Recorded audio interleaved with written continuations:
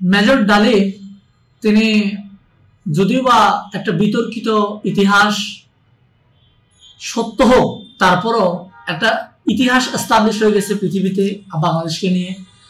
হঠাৎ করে নতুন যেহেতু আসল ইতিহাস বেরিয়ে আসছে মেজর ডালিমের মধ্য দিয়ে, অনেকের মধ্যে একটা নেগেটিভ তৈরি হয়েছে এখন কোনটা সত্য কোনটা মিথ্যা, হ্যাঁ এরকম।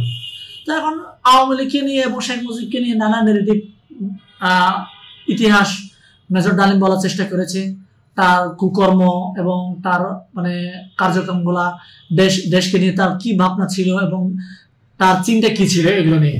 আজকে যদি আওয়ামী লীগ সরকার থাকতো ক্ষমতায়, আজকে এই দিনে বাংলাদেশে শেখ মুজিবের সেই 7 মাসের ভাষণটা প্রতিদিন মোড়ে মোড়ে বাজাতেন এবং আজকে কোটি কোটি টাকা এই যে এই প্রোগ্রামের নামে 100 বছর পূর্তি নামে কোটি কোটি টাকা তার নেতা কর্মীরা হাতিয়ে নিতেন।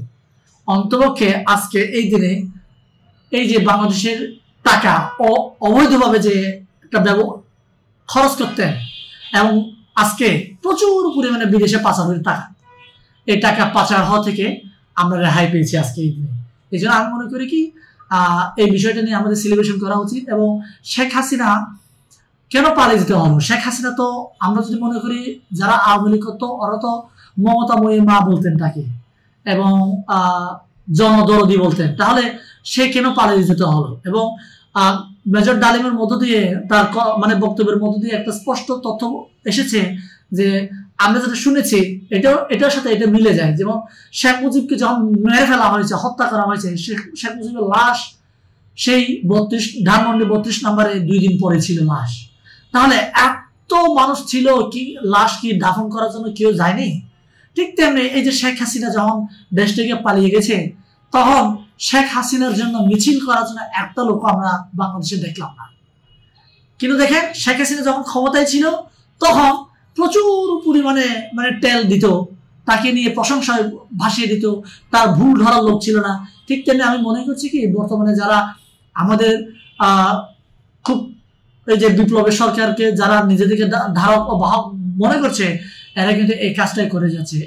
ওরা চ্যালেঞ্জ করছে জায়গায় জায়গায় যে আমরা কোথায় ভুল করেছি, যদি আপনারা টাকা নিয়েছে কিনা, গাড়ি নিয়েছে কিনা, বাড়ি নিয়েছে কিনা আপনারা যদি দেখাতে পারেন তাহলে আমরা এটা করব ওটা করব, চ্যালেঞ্জ করে দিচ্ছে। শেখ হাসিনা কিন্তু এইভাবে চ্যালেঞ্জ দিয়েছিল।